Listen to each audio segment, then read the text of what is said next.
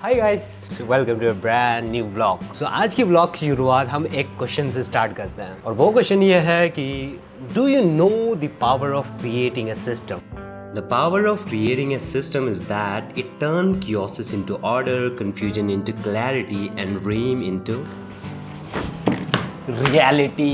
ये चीज़ मुझे बहुत ही पहले रियलाइज हो चुका था। एक सॉलिड सिस्टम बनाने से हमारा लाइफ कितना आसान हो सकता है, लेकिन किसी चीज का पता होना और उसको इम्प्लीमेंट करने में जमीन आसमान का फर्क होता है। एक बेवकूफ सिर्फ जानता है और एक अक्लमंद आदमी उसको इम्प्लीमेंट करता है। और मैं खुद को क्या समझ रहा हूँ तुम लोग समझ चुके होंगे। अब सफाई करना एक ऐसा काम है जिसका बर्डन तुम किसी और पे डाल सकते हो और अपने लिए बहुत सारा टाइम बचा सकते हो और उसको अपने टॉप प्रायोरिटी टास्क को कंप्लीट करने में लगा सकते हो।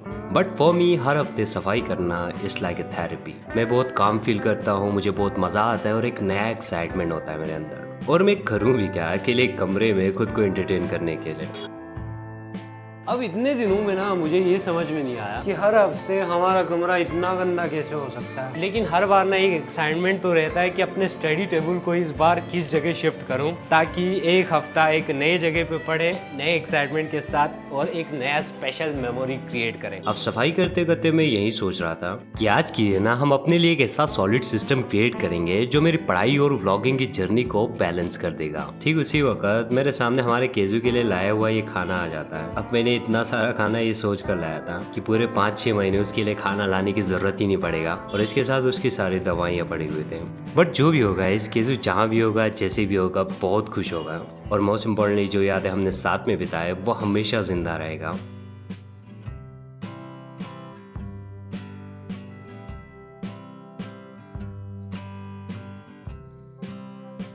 अब 3:25 से मैंने अपना पढ़ाई करना स्टार्ट कर दिया।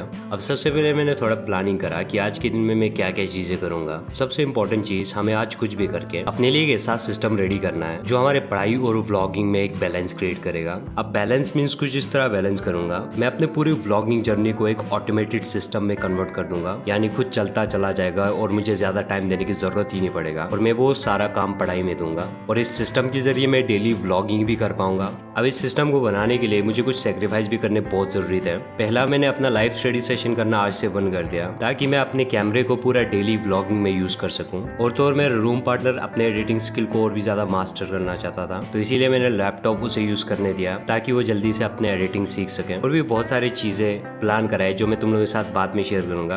बट अभी के लिए जल्दी से अपना टू डू लिस्ट रेडी कर लेते हैं और अपने आज की पढ़ाई की टारगेट को कंप्लीट कर लेते हैं। आज मुझे PYQs की analysis, revision, CSAT, test series और करंट अफेयर भी कंप्लीट करना है। अब से लेके पूरे 5 दिन तक मुझे अपने इन्वायरमेंट और ज्योग्राफी पर फोकस करना है, तो इसीलिए सबसे पहले मैं अपने PYQs की एनालिसिस करना स्टार्ट कर देता हूँ। तुम लोगों का भी मेरे सामने बुक्स नजर नहीं आ रहा होगा, सिवाय मेरे फोन के, क्योंकि PYQ एनालिसिस के लिए मैं एक ऐप यूज कर रहा हूँ जो इस टास्क को और भी इजी बना देता है। और एनालिसिस के साथ साथ मैं PYQs को अटेम्प्ट भी करता हूँ और साथ में AI के साथ डिस्कस भी करता हूँ। और गाइस, अगर तुम लोगों को इस ऐप के बारे में पता चल गया ना, टू बी वेरी ऑनेस्ट, ये ऐप तुम्हारा बहुत ज्यादा मदद कर सकता है। मैं 1.5-2 घंटे में अपने PYQ की एनालिसिस कंप्लीट कर लेता हूँ। अगर तुम लोगों को इस ऐप के बारे में बताऊं, जब PYQs न्यूज़पेपर और प्रैक्टिस की बात आता है, मैंने उसको रिप्लेस कर दिया है पढ़ाई ऐप के साथ। ये एक ऐसा AI ऐप है जिसने मेरी UPSC की जर्नी को और भी आसान बना दिया है, क्योंकि इस ऐप की मदद से न्यूज़पेपर, चैट, PYQs और प्रैक्टिस तुम बहुत ही आसानी से और बहुत ही कम टाइम में कर सकते हो। फॉर एग्जाम्पल, अगर हम PYQs की बात करें तो हम यहाँ सर्च बार में PYQs को सर्च कर सकते हैं। अभी के लिए नीचे दिए गए PYQs की कोई भी टॉपिक हम चूज कर लेते हैं। Let's choose globalisation effect. अब इस पर क्लिक करने पर ग्लोबलाइजेशन इफेक्ट से रिलेटेड सारे PYQs कुछ इस तरह सामने आ जाता है। सबसे बेस्ट चीज, इस ऐप में हम सारे टॉपिक्स की PYQs को साथ साथ अटेम्प्ट भी कर सकते हैं और मोस्ट इंपॉर्टेंटली तुम साथ में इसको AI के साथ डिस्कस भी कर सकते हो। है ना मजे की बात? चलो हम एक क्वेश्चन तुम लोगों को अटेम्प्ट करके दिखाते हैं। जैसे लिबरलाइजेशन के बाद कौन कौन सी चीजें हुआ था। जैसे कि पहला ऑप्शन तो बिल्कुल ही गलत है, क्योंकि ग्लोबलाइजेशन के बाद हमारा इकोनॉमी डाइवर्सिफाई हुआ। ऑब्वियस सी बात है, एग्रीकल्चर का शेयर डिक्रीज हो जाएगा। तो फिर सारे ऑप्शन में से पॉइंट फर्स्ट को एलिमिनेट कर दिया। अब बाकी के ऑप्शन सेकंड, थर्ड, फोर्थ एक दूसरे को सपोर्ट कर रहे हैं। लाइक लिबरलाइजेशन की वजह से फॉरेन डायरेक्ट इन्वेस्टमेंट का इन्फ्लो बढ़ना।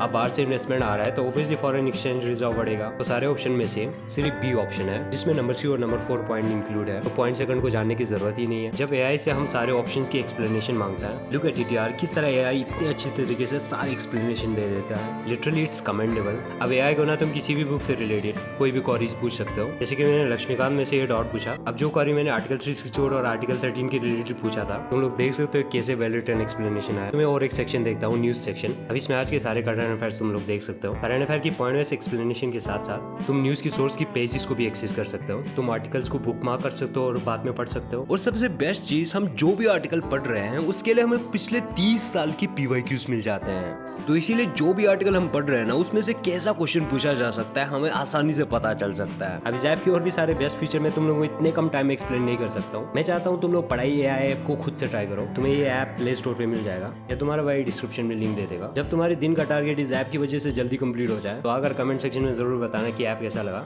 PYQs में से मैंने अभी पूरे 30 क्वेश्चन अटेम्प्ट करे और साथ में AI के साथ सारे ऑप्शंस को डिस्कस भी करें। अभी टाइम पूरे 6 बज चुके हैं और PYQ एनालिसिस हमारा कंप्लीट हो चुका है और अभी मुझे इन्वायरमेंट के करंट अफेयर को कंप्लीट करना स्टार्ट कर देना है। अब करंट अफेयर हम कंप्लीट कर रहे हैं उड़ान 500 से। तो इन्वायरमेंट और ज्योग्राफी के करंट अफेयर मुझे विद इन 5 डेज में कंप्लीट करना है। लेट्स सी हम कर पाते या नहीं, कोशिश तो जरूर करेंगे। अब करंट अफेयर के साथ साथ मैं माइंड मैप भी बनाऊंगा ताकि बाद में आसानी से रिवीजन भी कर सकूं। अब आज इन्वायरमेंट के सेक्शन में से मैं मुश्किल से 30 पेजेस पढ़ पाया क्योंकि बहुत सारे स्पीशीज और ज्योग्राफिकल लोकेशंस को याद करना था। अब 7:30 तक मैं अपना सेकंड स्लॉट भी कंप्लीट कर लेता हूँ।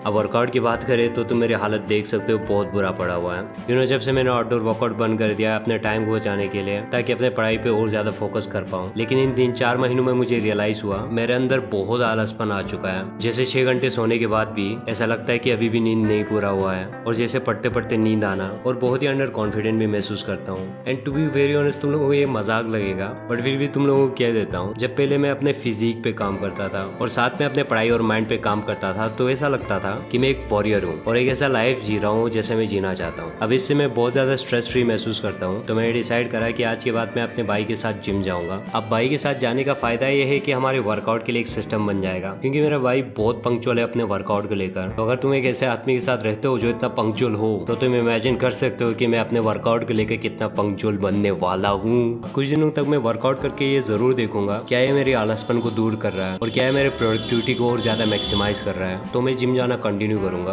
वरना मैं नहीं जाऊंगा। तो इसीलिए जिम करके हम जल्दी से वापस आ जाते हैं और वापस आते वक्त हम आंटी से रोटी भी लेकर आते हैं क्योंकि अभी हम रोटी बनाते नहीं है, रोटी लाते हैं। अब जब घर आते हैं मेरे भाई अपने लिए शेक बनाता है। अब अभी जिम करा है तो मेरी बॉडी को डाइट की जरूरत तो था ही, तो इसीलिए मैं मारता हूँ अपने भाई की डाइट पे अटैक। तो इसमें डालते हैं बहुत सारे बनाना, सत्तू, डेट और साथ साथ पीनट बटर जो तुम्हारी बॉडी में मैग्नीशियम लेवल को बढ़ाता है। अब इसको बनाकर पीने में ना अलग ही स्वाद आता है। बनाना शेक पीकर मैं थोड़ा रेस्ट करता हूँ, थोड़ा पढ़ाई कर लेता हूँ। अब इस सेशन में मुझे अपने हैंड रिटन नोट्स कंप्लीट करने थे तो मैं वो रिवीजन करना स्टार्ट कर देता हूँ।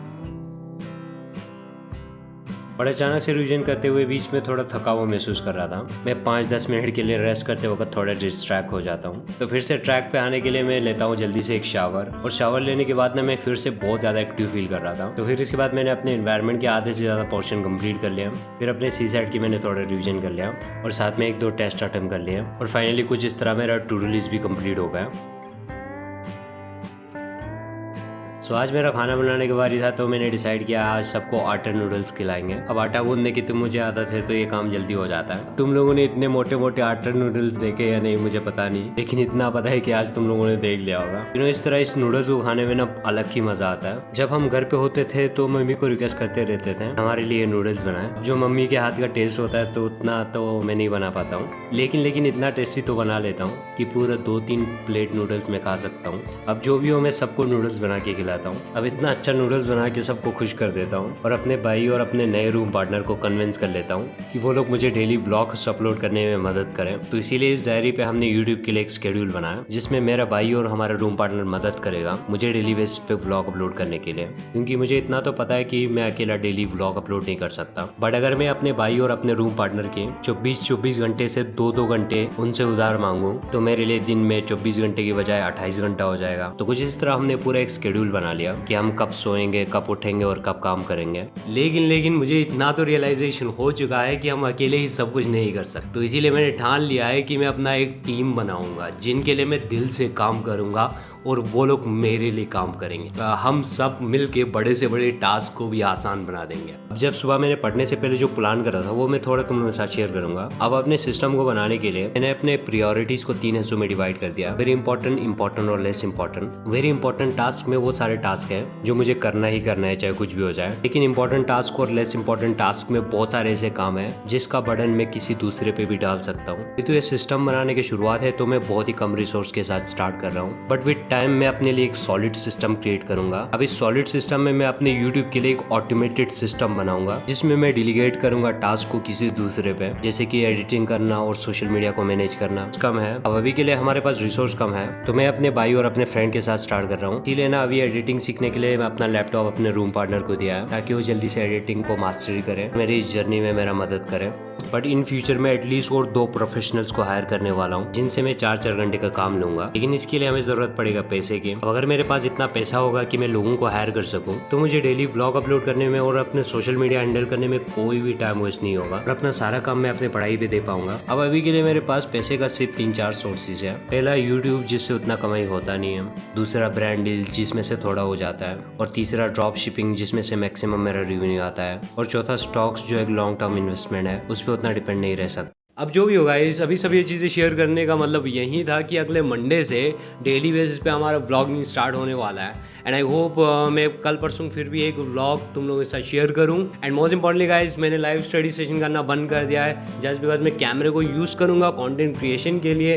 अब इस जगह में इंटरनेट नहीं रहता, लाइव सेशन उतना बन नहीं पा रहा है। बट फिर भी ना, सैटरडे को हम एक ऐसा लाइव स्टडी सेशन करेंगे जो हमें पूरे हफ्ते तक पूरे ट्रैक पे रहेगा और हर सैटरडे हम मिलेंगे। सो अभी के लिए गाइस इस व्लॉग को यहीं पे एंड करता हूँ क्योंकि टाइम हो चुका है व्लॉग अपलोड करना है। सो जल्दी से एडिट करता है, जल्दी से अपलोड करेंगे और बहुत जल्द मिलेंगे गाइस एक नए व्लॉग में। और जो लोग इस जर्नी में मेरे साथ ज्वाइन करना चाहते हो, मैं गूगल फॉर्म का लिंक दूंगा, तुम अपना एक्सपीरियंस शेयर कर सकते हो। You can be the part of our team. So अभी के लिए इतना ही गाइस। व्लॉग पसंद आए तो व्लॉग को लाइक करना, चैनल को सब्सक्राइब करना। मिलते हैं बहुत जल्द एक नए व्लॉग में। And thank you for always being there, इतना सपोर्ट करने के लिए, इतना प्यार देने के लिए यार, इतना प्यार देने के लिए फिर से रिपीट कर रहा हूँ। बाय बाय गाइस, अपना ख्याल रखना। मिलते हैं बहुत जल्द, तब तक के लिए अपना ख्याल रखना।